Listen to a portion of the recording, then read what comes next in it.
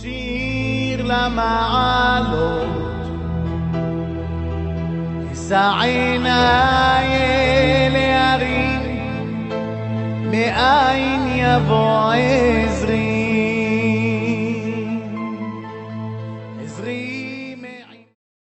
Que le bon Dieu vous protège, vous donne la santé, la joie, la prospérité. Nous sommes dans la paracha de Nasso Be'alotra. En France, en Europe, dans le monde entier, vous allez lire la paracha de Nasso. Ici en Israël, on lit la paracha de Be'alotra.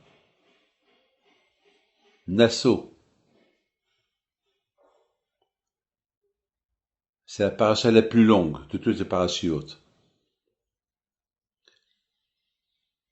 Et justement, la paracha de Be'alotra, c'est la paracha de la Ménorah. Nos sages y disent quelque chose de magnifique, que cette paracha de Nasso, c'est la plus longue paracha de toutes les parachiotes, qui veut dire que la Torah, elle n'a pas de fin.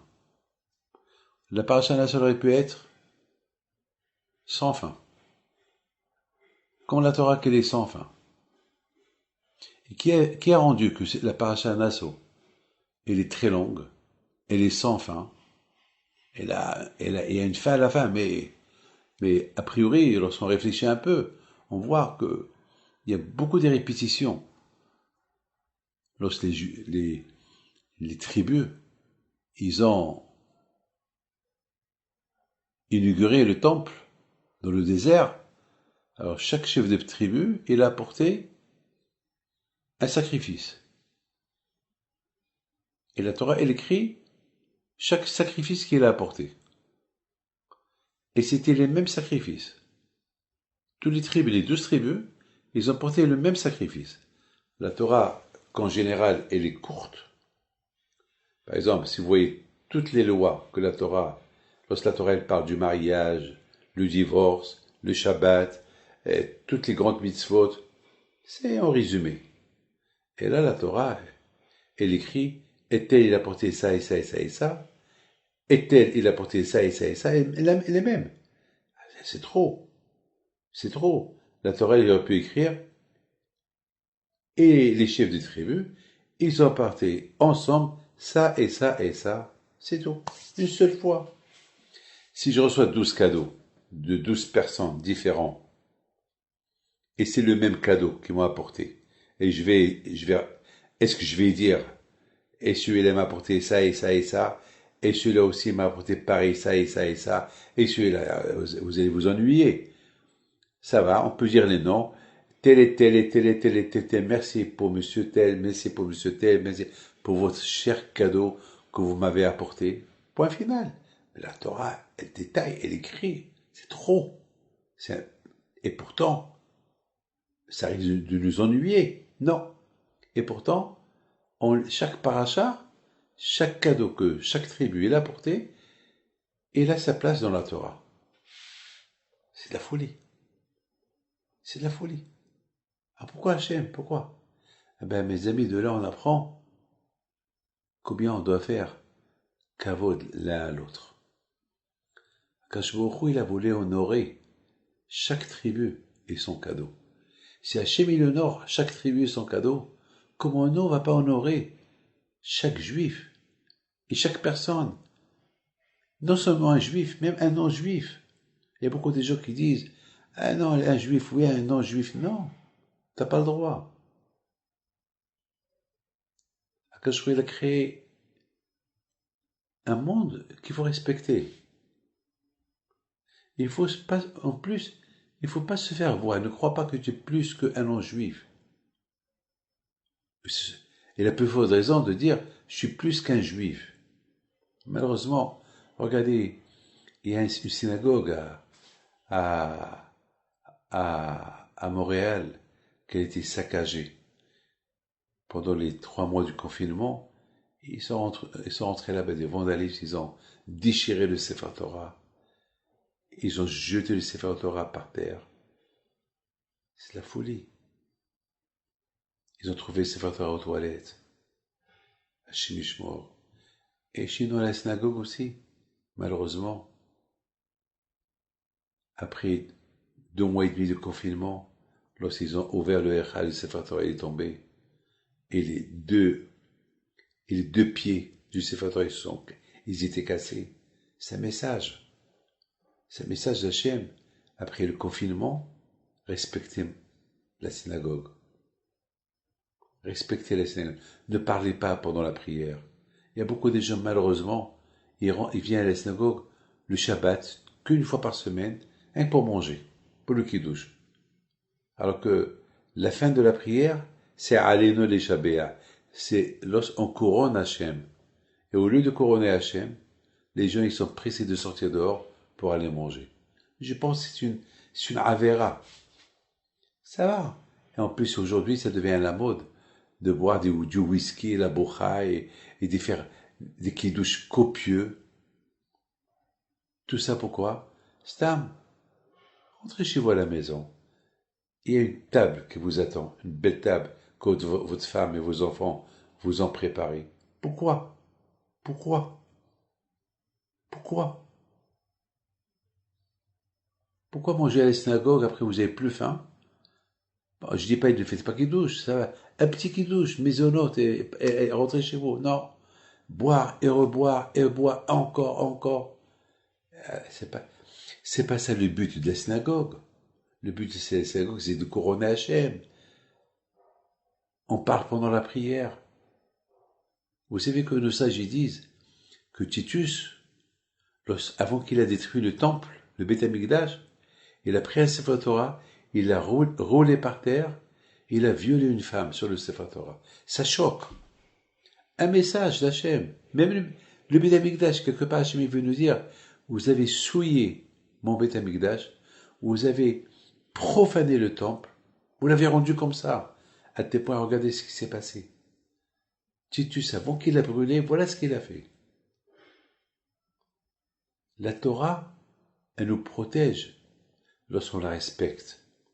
Mais lorsque la Torah ne nous respecte pas, on vient la digérer. Et on a de la peine. On pleure. Regarde ce qu'ils ont fait au Sefer Torah. Alors qu'est-ce qui se pose? C'est vrai, tu as de la peine pour ces vandalismes-là, ce qu'ils ont fait au Sefer Torah. Mais tu ne penses pas que toi-même, tu as profané le Shabbat, que la Torah dit qu'il faut respecter le Shabbat. Toi-même, tu as profané ça et tu as profané ça. Alors, rien que tu embrasses le Sefer Torah, mais les mitzvot saintes qui sont écrites dans le Sefer Torah, tu les as profanés. Alors pourquoi tu pleures ce qu'ils ont fait, ceux qui ont déchiré le Sefer Torah? Pleure pour les fautes que toi-même tu as transgressées. Mes amis, cette paracha de Nassau, elle est longue. Il nous rappelle que combien on doit respecter le prochain pour arriver à... C'est ça la Matan Torah. Matan Torah, c'est comment on respecte le prochain pour respecter le bon Dieu. Déjà, respecte celui qui est en face de toi avant de dire je respecte celui que tu ne vois pas, qui est Hachem.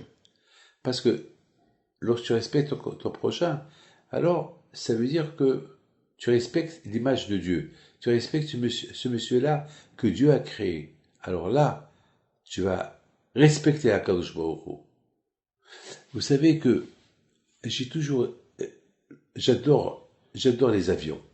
Aujourd'hui, ça fait 3 mois que j'ai pas pris d'avion. Et aujourd'hui, je suis pas prêt à voyager. Voilà, je suis pas très enthousiaste de voyager. Je suis habitué maintenant à mon avion qui est à la maison. Je pilote Aujourd'hui, j'ai appris à piloter ma maison. J'ai appris à piloter ma maison. Et je pilote ma maison. Je connais tous les coins de ma maison. Je connais où ma femme cache les choses. Je connais tout maintenant. Je connais tout. J'ai trouvé tout. Parce que je suis là. Il y a 3 mois que je suis là, donc je connais tout. Mes amis, ce confinement-là, il nous a donné à réfléchir. On ne sait pas quand est-ce qu'on va sortir. Le corona est toujours là. Il y a beaucoup de contamination en Israël ces derniers temps. Ils commencent encore à fermer des écoles et on parle de la 2e vague. Et il y a ceux qui parlent de la 3e vague. Et on ne sait pas. Mais c'est pour ça, mes amis, il faut faire attention. Il faut être très, très, très vigilant. Le masque, les gants, se laver les mains. Mettez le produit à la main. toujours être loin de l'autre. Moi, j'ai pas encore été à la synagogue. Je préfère rester chez moi et être sûr avec les d'Hachem. Je vois qu'Akash Baruch Hu, il a apporté la guérison totale du corona. Et bien, Hachem, comme ça, je commence à sortir comme avant. Écoutez bien ce que je veux vous dire. Vous savez que ce que j'ai appris de l'avion, écoutez bien ce que j'ai appris de l'avion. J'ai appris que pour que l'avion, tout va bien, il faut que l'avion il soit bien. Il y a un pilote qui voit que toutes les lumières, ils sont bien, ils sont verts.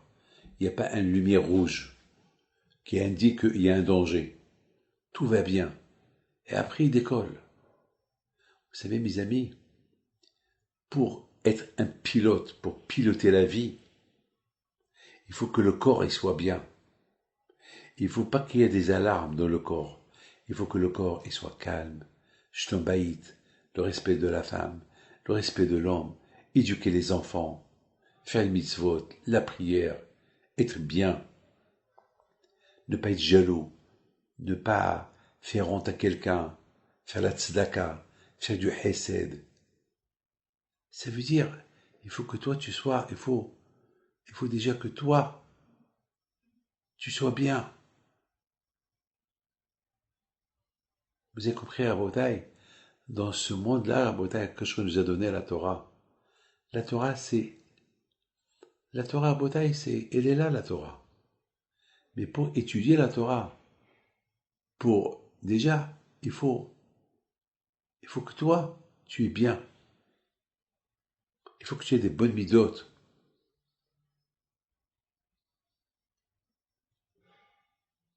L'homme, Rabotai, c'est l'avion. L'homme, c'est l'avion. Il faut que l'homme, il se travaille bien pour pouvoir piloter ce monde-là, pour pouvoir vivre, pour pouvoir nager dans la Torah. Il faut déjà nager dans l'Emouna et le Bitachon HaKadosh Baruch Hu. Il faut déjà que l'appareil, l'avion, il est bien. Toutes les lumières, ils indiquent que tout va bien. Il n'y a pas des bleus qui sont rouges. Il faut faire attention. Il y a beaucoup de fois, on croit qu'on est bien et la lumière dans l'avion, il indique que c'est bien, mais peut-être c'est pas bien. Beaucoup de fois, il y a des avions que tout est bleu, tout indique qu'il est bien, et il y a un pépin que Dieu préserve, qui arrive. Ça veut dire qu'il n'y a pas eu des bonnes recherches, il n'y a pas eu beaucoup de... Donc l'homme, il doit faire attention. Beaucoup de fois, on croit qu'on est bien, mais on n'est pas bien. On croit que je suis pas jaloux, je suis super, je tue pas, je vole pas, je fais du bien à tout le monde. Mais on fait tout ça par orgueil. Donc la façade, elle est verte, mais l'intérieur, c'est complètement pourri. Donc pour étudier la Torah, il faut déjà que ton caractère, il est bien. Tu apportes un cadeau à ta femme, un très joli cadeau parce que tu l'aimes, et tu veux faire plaisir, et tu veux voir le sourire que ta femme, elle fait. Bien sûr, tu vas pas lui donner un cadeau en lui faisant la tête. Tu apportes le cadeau avec un sourire. Là, elle va comprendre que vraiment, le cadeau, tu offres avec bon cœur, et là, elle va te faire là, elle aussi, elle va te rendre le sourire. Mais si tu tapes à la porte le jour de son anniversaire, et tu dis, hey, Suzy, voilà ton cadeau. Elle va te le rendre. Elle va prendre ton cadeau et te le jette sur la tête. C'est mieux de ne rien lui donner que de lui parler comme ça. Tiens ton cadeau. Quand je nous donne un cadeau avec sourire à Matan Torah. Alors, il nous l'a donné avec sourire. Alors nous, on va lui rendre le sourire. Vous avez compris? C'est ça le cadeau. On lui rend le sourire.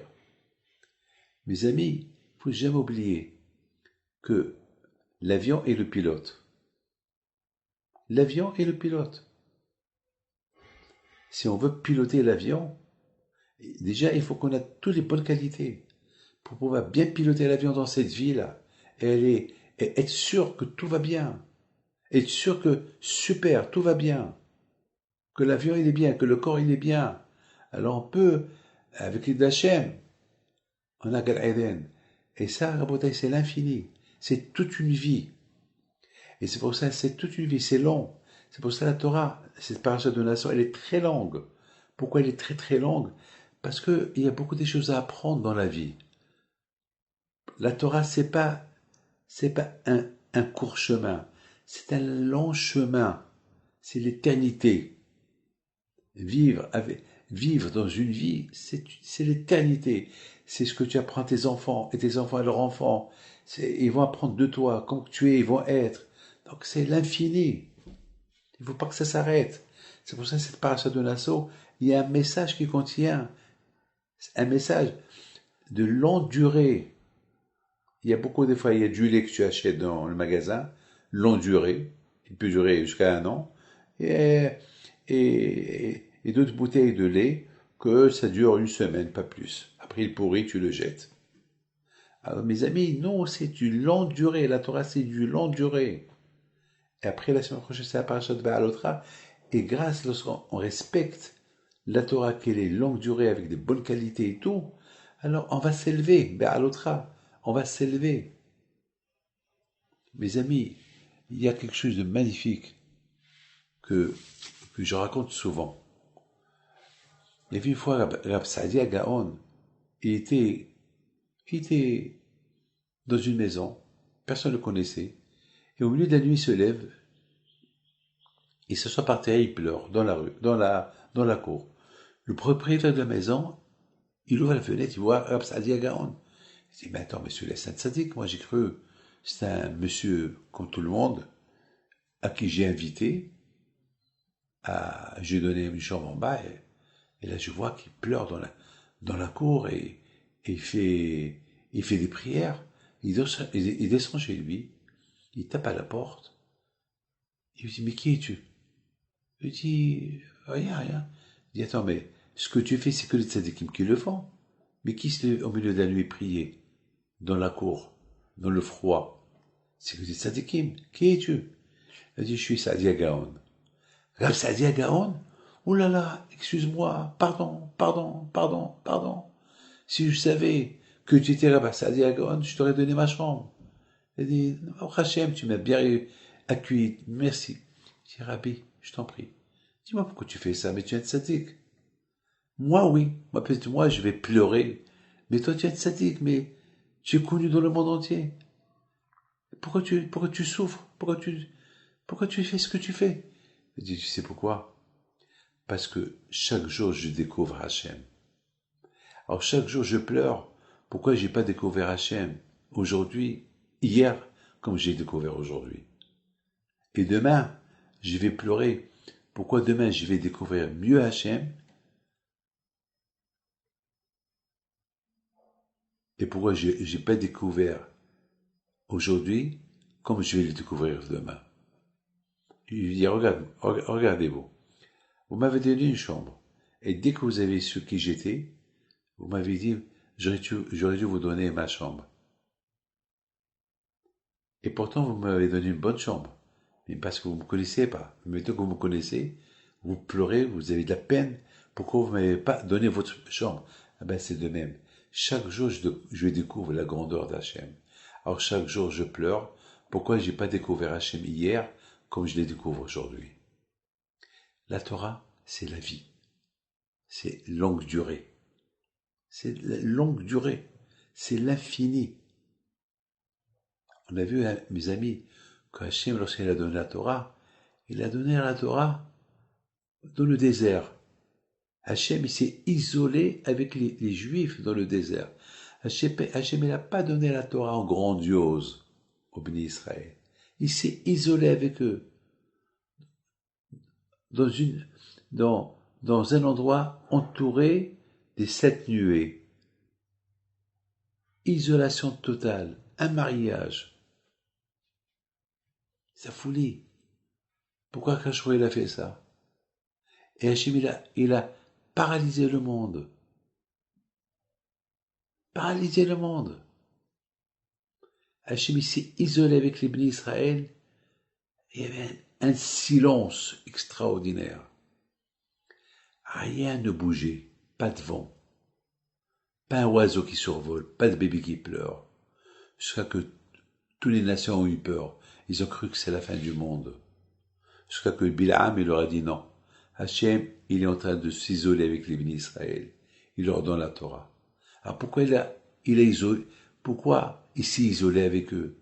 Et pourquoi il a paralysé le monde? À Barabotaï, Hachem, il a voulu que les bénis Israël, ils écoutent sa voix. Comme ça, aucun ne dira un jour, j'ai pas écouté. Il y avait un bruit, j'ai pas écouté. J'étais occupé. J'avais affaire.